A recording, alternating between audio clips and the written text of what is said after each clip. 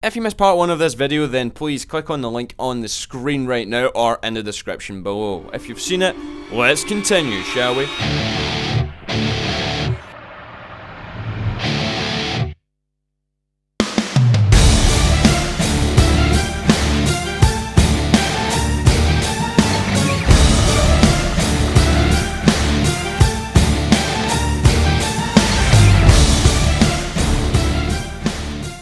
Hello, what is going on, guys? My name is Big Mooney. This is an Operation Metro Rush Defense thing using the G36C, and if you remember this from the last video, I'm just going to start with what I finished with on the last part of this video.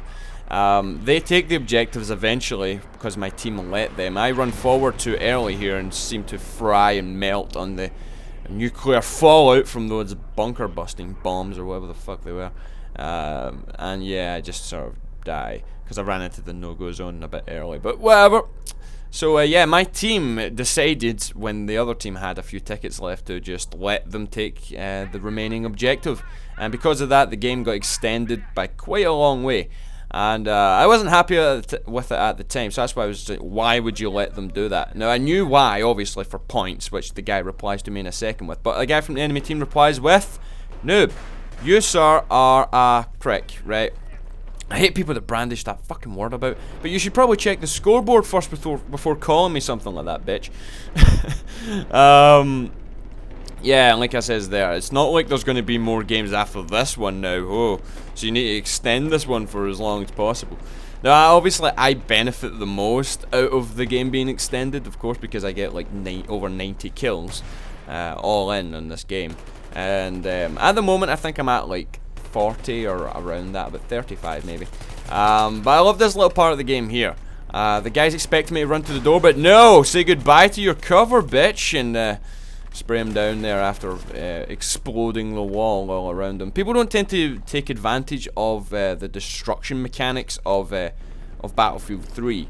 Now, granted, they're not as good as what they were in Bad Company 2. Well, that's my opinion at least anyway. I'm sure they're capable of having the same sort of destruction as Bad Company 2, but why I think this is why it's not as the destruction mechanic isn't as widely used as it was in Bad Company 2 is because of the building structures and stuff like that. You can't blow up as many walls because for example, some of the maps are all inside the cities and stuff like that. Take for example the end of this map. In fact, there's no fully destructible structures on Operation Metro because the first section's in a park, there's nothing there. This part is inside a subway. What are you going to do, collapse the whole subway on them and destroy the whole map? Or, and at the end of it, it's like tenement buildings and shit. It's like these, you know, big buildings, you can't collapse those. But look at this here, flanking route, man. Kill off these two guys, and everyone wasn't paying attention to their back. I'm pretty sure that guy just spawned, but the rest of them took bullets up the bumhole when they were trying to run away from me. And unfortunately, I didn't check my flanks before going for that guy there, or else I might have got myself another couple of kills. I'm pretty sure I would have died there regardless of who I shot at, so yeah. Flanking routes, man, they're the way forward. You need to take advantage of them, and like no matter what game type it is that you're playing. Now, especially in Operation Metro though, you get like, you do one little flanking route and you can get rewarded for it, like with so many kills. For example, here I try to do the flanking route again. It isn't quite as successful as it was a second ago. But what tends to happen on Operation Metro is, look at this guy, like, oh, I just caught a wee glimpse of you there as I was walking past. With Operation Metro, you tend to have like big groups of people sort of always build up in certain sections of the map, and they all, you know, they sort of try and set up camp in that sort of little place that they're in. They always get to like a little choke point. Don't ever do what I'm doing here. I shot at the guy and then followed him around the corner. Unfortunately, my metal head attracted the fucking bullets with a magnet. And he survives with 1% health.